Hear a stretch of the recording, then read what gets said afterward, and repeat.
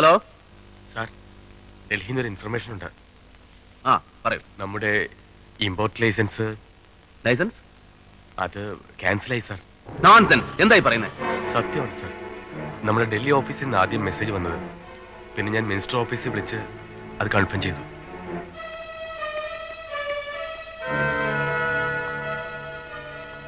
അവർ കാരണമല്ലെന്ന് പറഞ്ഞു. ഇല്ല sir.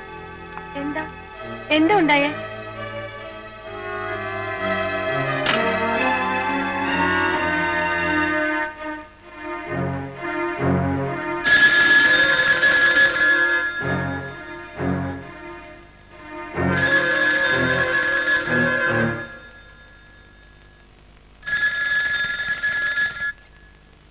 Hello.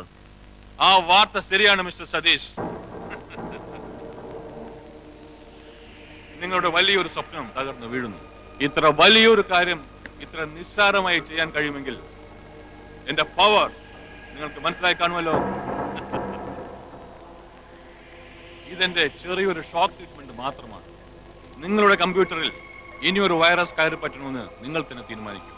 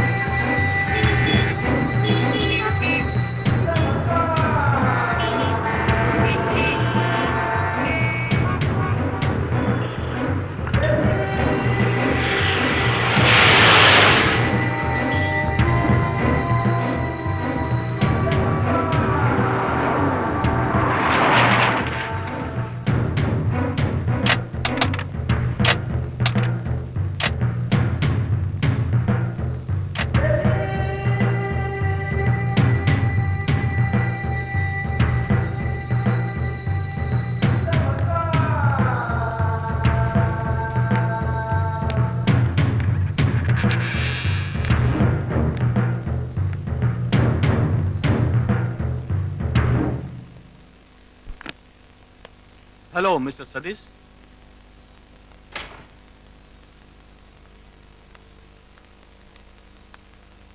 എനിക്കറിയാം നിങ്ങളിവിടെ എന്നെ ഒട്ടും പ്രതീക്ഷിച്ചിട്ടില്ലെന്ന്.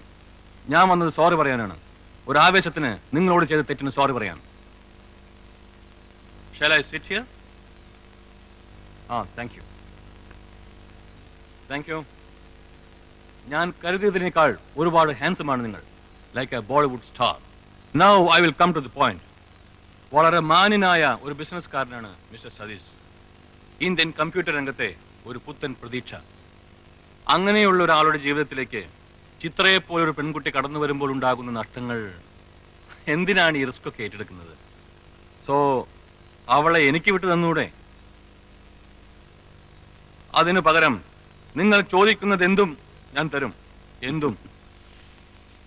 നിങ്ങൾ എനിക്ക് എന്തൊക്കെ തരും? അനിത കുൽക്കർണിയുടെ പേരിൽ ഓൾഡ് ഡൽഹിയിലുള്ള നിങ്ങളുടെ 10 നില ഷോപ്പിംഗ് കോംപ്ലക്സോ, അതോ സൂസന്ന ജോണിന്റെ ചാന്ദിനി ചൗക്കിലുള്ള കലാക്ഷേത്രം എന്ന പരിപാവനമായ പേരിട്ട് വിളിക്കുന്ന നിങ്ങളുടെ ആ നക്ഷത്ര വേശ്യാലയമോ, അതോ ഒന്ന് തുമ്മിയാൽ തെറിക്കുന്ന ആർക്കും എപ്പോഴും കയറിയിരിക്കാവുന്ന നിങ്ങളുടെ മാനിപ്പുലേറ്റർ എന്ന പദവിയോ? പറയൂ. പകരം നീ എന്തൊക്കെ തരും എനിക്ക്? സതീഷ്, നിങ്ങളുമായ ഒരു ആർഗ്യുമെന്റിന് എനിക്ക് താല്പര്യമില്ല. എനിക്ക് ആവശ്യം ചിത്രയാണ്. എന്തിന്? നിങ്ങൾ ഒരാൾ വിചാരിച്ചാൽ ഈ രാജ്യം നന്നാവില്ല. നിങ്ങൾക്ക് ഇപ്പൊ പറ്റിയ നഷ്ടം വളരെ ചെറുതാണ്.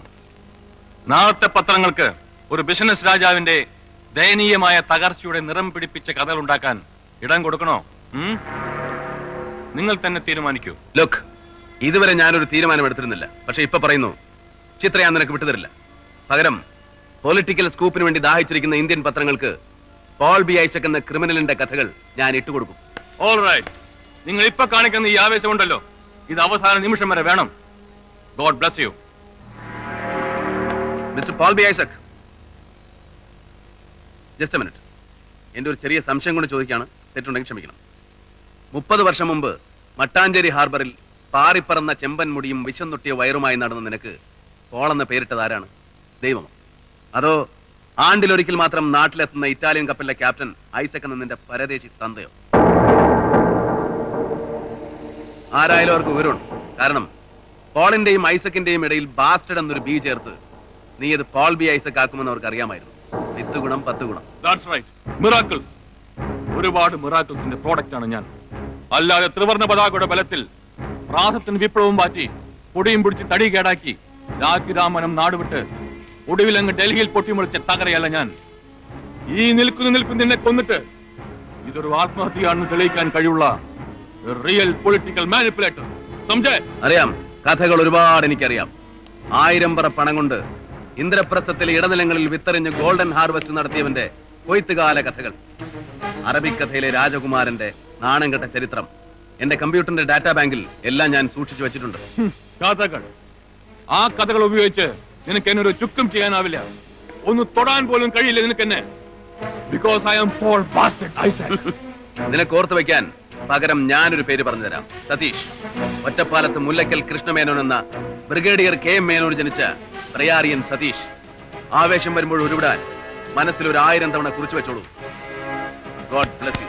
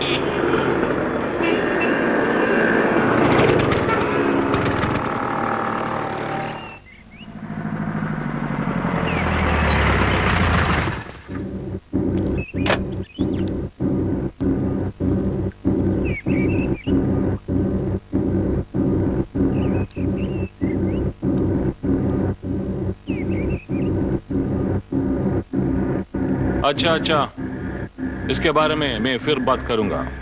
Okay? Good morning sir. Morning. ബോലോ, എന്തൊക്കെയുണ്ട് വിശേഷങ്ങൾ? സാറിന്റെ മെസ്സേജ് കിട്ടുമ്പോൾ ഞാൻ ചിക്മംഗ്ലൂരിലായിരുന്നു.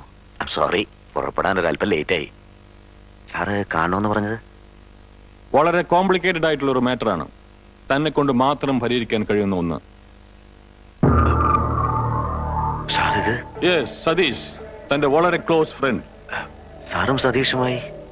ഞാൻ പറഞ്ഞല്ലോ, വളരെ കോംപ്ലിക്കേറ്റഡ് മാറ്റർ ആണെന്ന്. കം, നമുക്ക് വിശദമായി സംസാരിക്കാം.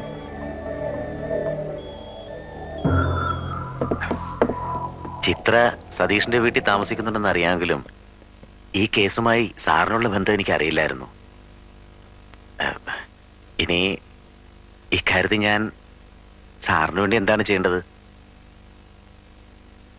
സതീഷിനെ ഇതിൽ നിന്നും പിന്തിരിപ്പിക്കാൻ തനിക്ക് കഴിയും. സാർ, അങ്ങനെ പെട്ടെന്നൊന്നും വഴങ്ങുന്ന ഒരു ക്യാരക്ടർ അല്ല സതീഷിന്റേത്.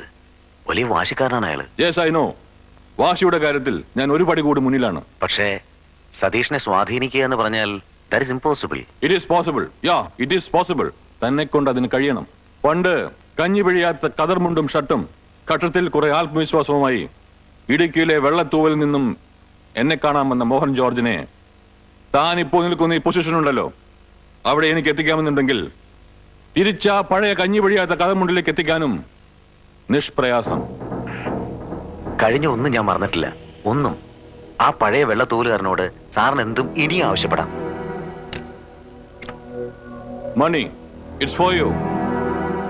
കൂടാതെ പാർട്ടിയിൽ കൂടുതൽ നല്ലൊരു പൊസിഷൻ, കൂടുതൽ നല്ലൊരു... താങ്ക് യു സാർ. പണവും പൊസിഷനും അല്ല എനിക്ക് വലുത്, സാറിന്റെ സ്നേഹം. അത് മാത്രം മതി എനിക്ക്. സാറിന് വേണ്ടി ഞാൻ എന്തും ചെയ്യും. സാർ ആവശ്യപ്പെടുന്ന എന്തും.